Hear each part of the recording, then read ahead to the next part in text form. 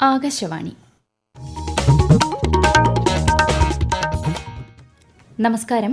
പ്രാദേശിക വാർത്തകൾ വായിക്കുന്നത് കൃഷ്ണ പ്രകൃതി.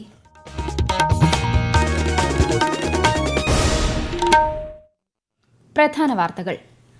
Bio connect 2.0 international life science conclave മുഖ്യമന്ത്രി പിണറായി വിജയൻ ഓൺലൈനായി ഉദ്ഘാടനം ചെയ്തു. അന്താരാഷ്ട്ര വിനോദസഞ്ചാര ദിനത്തോടനുബന്ധിച്ച് കേന്ദ്ര വിനോദസഞ്ചാര വകുപ്പ് സംഘടിപ്പിക്കുന്ന പരിപാടിക്ക് ഉപരാഷ്ട്രപതി ജഗ്ദീപ് ധൻഖർ ന്യൂഡൽഹിയിൽ തുടക്കം കുറിച്ചു. കൊച്ചിയിൽ ആരംഭിച്ച കേരള ട്രാവൽ മാർട്ട് സംസ്ഥാന വിനോദസഞ്ചാര മേഖലയ്ക്ക് വലിയ കുതിപ്പായി മാറുമെന്ന് മന്ത്രി PA മുഹമ്മദ് റിയാസ്. തൃശൂരിൽ ATM കൊള്ളയടിച്ച് 65 ലക്ഷം രൂപ കവർന്ന സംഘം തമിഴ്നാട്ടിൽ പിടിയിൽ. ഇന്ത്യ ബംഗ്ലാദേശ് ടെസ്റ്റ് ക്രിക്കറ്റ് പരമ്പരയിലെ രണ്ടാമത്തെയും അവസാനത്തെയും മത്സരം കാൺപൂരിൽ പുരോഗമിക്കുന്നു. വാർത്തകൾ വിശദമായി. Bio connect 2.0 international life science conclave മുഖ്യമന്ത്രി പിണറായി വിജയൻ ഓൺലൈനായി ഉദ്ഘാടനം ചെയ്തു. കേരളത്തിന്റെ മുൻഗണനാ വ്യവസായ മേഖലകളായ ലൈഫ് സയൻസ് ആൻഡ് ബയോടെക്നോളജി മേഖലയിൽ നിക്ഷേപങ്ങൾ ആകർഷിക്കുന്നതിനായാണ് കോൺക്ലേവ് സംഘടിപ്പിക്കുന്നത്. ഇന്ന് അന്താരാഷ്ട്ര വിനോദസഞ്ചാര ദിനം. ജനങ്ങളെ പരസ്പരം ബന്ധിപ്പിക്കുന്നതിനും സമ്പദ്വ്യവസ്ഥയെ മെച്ചപ്പെടുത്തുന്നതിനും വിനോദസഞ്ചാര മേഖല വഹിക്കുന്ന പങ്ക് ഉയർത്തിക്കാട്ടുകയാണ് ദിനാചരണത്തിന്റെ ലക്ഷ്യം. വിനോദസഞ്ചാരവും സമാധാനവും എന്നതാണ് ഈ വർഷത്തെ പ്രമേയം.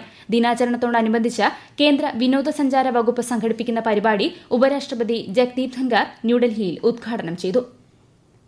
സംസ്ഥാനത്തിന്റെ ടൂറിസം മേഖലയുടെ കരുത്ത് വിളിച്ചോതുന്ന കേരള ട്രാവൽ മാർട്ടിന്റെ ബിസിനസ് സെഷനുകൾ കൊച്ചി വെല്ലിംഗ്ടൺ ഐലൻഡിൽ ഉള്ള സാഗര സാമുദ്രിക കൺവെൻഷൻ സെന്ററിൽ ആരംഭിച്ചു. 76 രാജ്യങ്ങളിലും 25 സംസ്ഥാനങ്ങളിൽ നിന്നുമുള്ള ബയർമാരാണ് ഇക്കുറി ട്രാവൽ മാർട്ടിൽ പങ്കെടുക്കുന്നത്. ഇന്നും നാളെയും വാണിജ്യ കൂടിക്കാഴ്ചകൾ, ദേശീയ അന്തർദേശീയ വിദഗ്ധർ പങ്കെടുക്കുന്ന സെമിനാറുകൾ തുടങ്ങിയവ നടക്കും. ഞായറാഴ്ച പൊതുജനങ്ങൾക്ക് സൌജന്യ പ്രവേശനം അനുവദിക്കും. കേരള ട്രാവൽ മാർട്ട് കേരളത്തിന്റെ വിനോദസഞ്ചാര മേഖലയ്ക്ക് വലിയ കുതിപ്പായി മാറുമെന്ന് മന്ത്രി PA മുഹമ്മദ് റിയാസ്. കേരളത്തിന്റെ വിനോദസഞ്ചാര മേഖലയെ സംബന്ധിച്ച് 2022-23 വർഷങ്ങളിൽ സഞ്ചാരികളുടെ സർവകാല റെക്കോർഡാണ് ഉണ്ടായത്. ആ റെക്കോർഡ് മറികടക്കാൻ 2024 കഠിന ശ്രമം നടക്കുന്നുവെന്നും മന്ത്രി പറഞ്ഞു.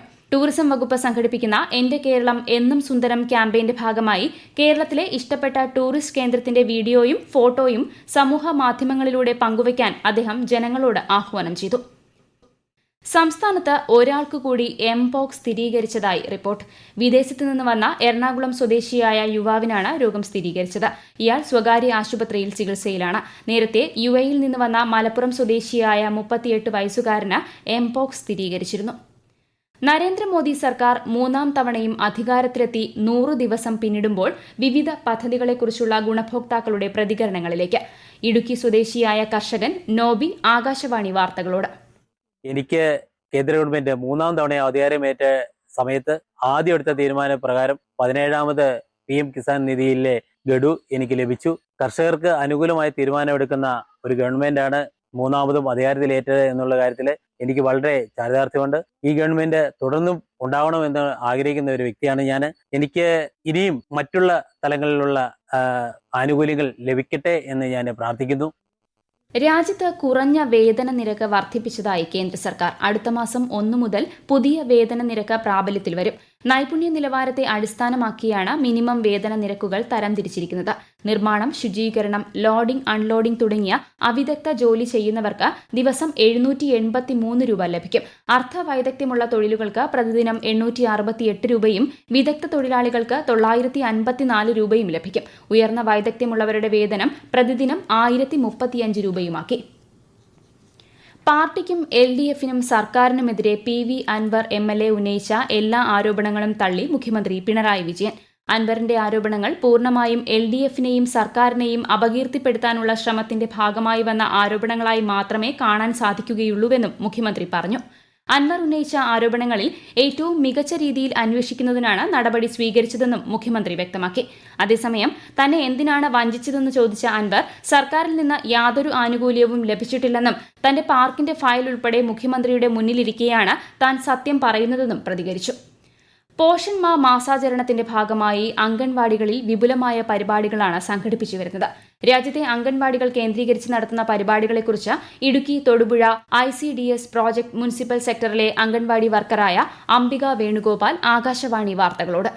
അനീമിയ ബോധവൽക്കരണം കൗമാരക്കാർക്ക്, അതുപോലെ ഗർഭിണികൾക്ക്, അതുപോലെ പാലൂട്ടുന്ന അമ്മമാർക്ക്, ഇവരെ എല്ലാം ഉൾപ്പെടുത്തിക്കൊണ്ടാണ് അനീമിയയുടെ ക്ലാസ്.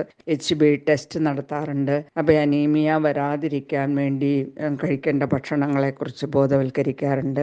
അതുപോലെ തന്നെ അമ്മയും കുഞ്ഞും സെൽഫി, പിന്നെ പോസ്റ്ററുകൾ, ബഡ്ജറ്റ് മെനു, പ്രാദേശികമായി കിട്ടുന്ന ഭക്ഷണ വസ്തുക്കൾ ഉപയോഗിച്ച് ഭക്ഷണ പ്രദർശനം തന്നെ നടത്താറുണ്ട്. ഡ്രോയിങ് കോമ്പറ്റീഷൻ, കുക്കിംഗ് കോമ്പറ്റീഷൻ, അത് ഈ അമൃതം അല്ലെങ്കിൽ റാഗി അങ്ങനെയുള്ള ഭക്ഷണം വെച്ചിട്ടാണ് അതൊക്കെ നടത്തുന്നത്.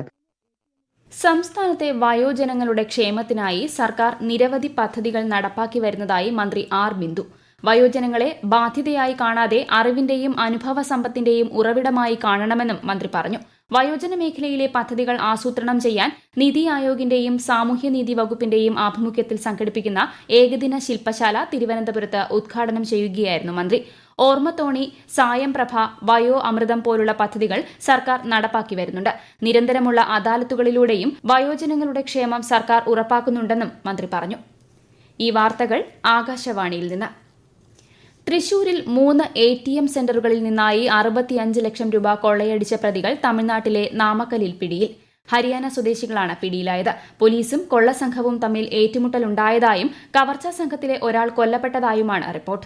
ഇന്ന് പുലർച്ചെ മാപ്രാണം ബ്ലോക്ക് ജംഗ്ഷൻ, തൃശൂർ നഗരത്തിലെ നായ്ക്കനാൽ, ഷൊർണൂർ റോഡ്, കോലഴി എന്നിവിടങ്ങളിലെ SBI ATMകളിൽ നിന്നാണ് പണം മോഷ്ടിച്ചത്. നെഹ്റു ട്രോഫി വള്ളംകളിയുടെ ഒരുക്കങ്ങൾ പൂർത്തിയായി. നാളെയാണ് ആലപ്പുഴയിലെ പുന്നമടക്കായലിൽ ഓളപ്പരപ്പിലെ ജലരാജാവിനെ നിശ്ചയിക്കുന്ന ജലോത്സവം നടക്കുന്നത്. വിശദാംശങ്ങളുമായി ആകാശവാണി ആലപ്പുഴ ജില്ലാ പ്രതിനിധി R. രവികുമാർ. 19 ചുണ്ടൻ വള്ളങ്ങൾ ഉൾപ്പെടെ 73 കളിവള്ളങ്ങളാണ് ഇത്തവണ നെഹ്റു ട്രോഫി ജലോത്സവത്തിൽ മാറ്റുരയ്ക്കാൻ എത്തുന്നത്. ചുണ്ടൻ വള്ളങ്ങളുടെ മത്സരത്തിൽ 5 ഹീറ്റ്സുകളുണ്ട്. ആദ്യ 4 ഹീറ്റ്സുകളിൽ 4 വീതം വള്ളങ്ങളും അഞ്ചാമത്തേത് 3 വള്ളങ്ങളുമാണ് ഉള്ളത്. മികച്ച സമയം കുറിച്ച് ആദ്യമെത്തുന്ന 4 വള്ളങ്ങളാണ് ഫൈനലിൽ മത്സരിക്കുക. വള്ളങ്ങളുടെ നടത്തിപ്പിനായി കർശന സുരക്ഷാ ക്രമീകരണങ്ങളാണ് ഇത്തവണ ഏർപ്പെടുത്തിയിട്ടുള്ളത്. സ്പീഡ് ബോട്ടുകളുടെ സഞ്ചാരത്തിലും ഡ്രോണുകളുടെ ഉപയോഗത്തിലും കർശന നിയന്ത്രണങ്ങളുണ്ടാവും. 5 ജില്ലകളിലെ സർക്കാർ ഓഫീസുകൾ വഴിയും ബാങ്കുകളിലൂടെ ഓൺലൈനായും ടിക്കറ്റ് വിൽപ്പന നടത്തി. വള്ളംകളി കാണാനെത്തുന്നവർക്കായി കൂടുതൽ ബോട്ടുകളും ബസ്സുകളും സർവീസ് നടത്തുന്നുണ്ട്. അയൽ ജില്ലകളിലെ KSRTC ഡിപ്പോകളിൽ നിന്നും രാവിലെ ആലപ്പുഴയ്ക്കും വൈകുന്നേരം തിരികെയും പ്രത്യേക സർവീസുകൾ ഉണ്ടാവും. കാൺപൂരിൽ നടക്കുന്ന ഇന്ത്യ ബംഗ്ലാദേശ് ടെസ്റ്റ് ക്രിക്കറ്റ് പരമ്പരയിലെ രണ്ടാമത്തെയും അവസാനത്തെയും മത്സരത്തിൽ ടോസ് നേടിയ ഇന്ത്യ ബംഗ്ലാദേശിനെ ബാറ്റിംഗിന് അയച്ചു. ഒടുവിൽ വിവരം ലഭിക്കുമ്പോൾ ബംഗ്ലാദേശ് 2 വിക്കറ്റ് നഷ്ടത്തിൽ 74 റൺ എന്ന നിലയിൽ. ചെന്നൈയിൽ നടന്ന മത്സരം ജയിച്ച ഇന്ത്യ പരമ്പരയിൽ 1-0 മുന്നിലാണ്. ISL ഫുട്ബോളിൽ ഇന്ന് ഈസ്റ്റ് ബംഗാൾ FC ഗോവയെ നേരിടും. വൈകിട്ട് 7:30 കൊൽക്കത്തയിലാണ് മത്സരം. കേന്ദ്ര വാർത്താ വിതരണ പ്രക്ഷേപണ മന്ത്രാലയത്തിന് കീഴിലെ കണ്ണൂരിലെ സെൻട്രൽ ബ്യൂറോ ഓഫ് കമ്മ്യൂണിക്കേഷന്റെ നേതൃത്വത്തിൽ സംയോജിത ബോധവൽക്കരണ പരിപാടി ഇന്നും നാളെയും തലശ്ശേരിക്കടുത്ത് പാനൂരിൽ നടക്കും. ഭാരതീയ ന്യായ സംഹിത 2024 ക്ലാസും സംഘടിപ്പിക്കും. ഗാനരചയിതാവും ചലച്ചിത്ര സംവിധായകനുമായിരുന്ന P. ഭാസ്കരന്റെ ജന്മശതാബ്ദിയോടനുബന്ധിച്ച് ആകാശവാണി കണ്ണൂർ നിലയത്തിന്റെ നേതൃത്വത്തിൽ നടത്തിവരുന്ന കണ്ണീരും സ്വപ്നങ്ങളും എന്ന പ്രതിമാസ പ്രഭാഷണ പരമ്പര ഇന്ന് ഉച്ചയ്ക്ക് ശേഷം കണ്ണൂർ ജവഹർ ലൈബ്രറി ഓഡിറ്റോറിയത്തിൽ നടക്കും. പ്രധാനമന്ത്രി നരേന്ദ്രമോദി ആകാശവാണിയിലൂടെ ജനങ്ങളുമായി ആശയങ്ങൾ പങ്കുവയ്ക്കുന്ന പ്രതിമാസ പ്രഭാഷണ പരിപാടി മൻ കി ബാത്ത് ഈ മാസം 29 രാവിലെ 11 മണിക്ക്. പരിപാടിയുടെ 114 പതിപ്പാണിത്.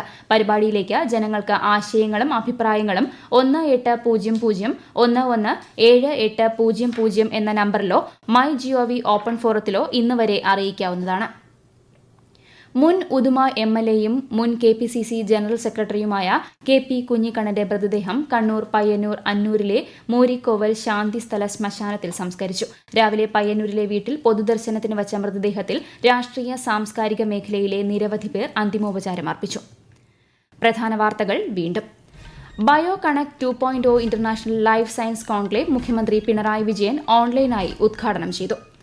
അന്താരാഷ്ട്ര വിനോദസഞ്ചാര ദിനത്തോടനുബന്ധിച്ച് കേന്ദ്ര വിനോദസഞ്ചാര വകുപ്പ് സംഘടിപ്പിക്കുന്ന പരിപാടിക്ക് ഉപരാഷ്ട്രപതി ജഗ്ദീപ് ധൻഖർ ന്യൂഡൽഹിയിൽ തുടക്കം കുറിച്ചു.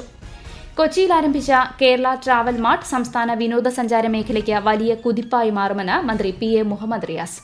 തൃശൂരിൽ ATM കൊള്ളയടിച്ച് 65 ലക്ഷം രൂപ കവർന്ന സംഘം തമിഴ്നാട്ടിൽ പിടിയിൽ. ഇന്ത്യ ബംഗ്ലാദേശ് ടെസ്റ്റ് ക്രിക്കറ്റ് പരമ്പരയിലെ രണ്ടാമത്തെയും അവസാനത്തെയും മത്സരം കാൺപൂരിൽ പുരോഗമിക്കുന്നു. പ്രാദേശിക വാർത്തകൾ കഴിഞ്ഞു. അടുത്ത വാർത്താ പ്രക്ഷേപണം 12:50.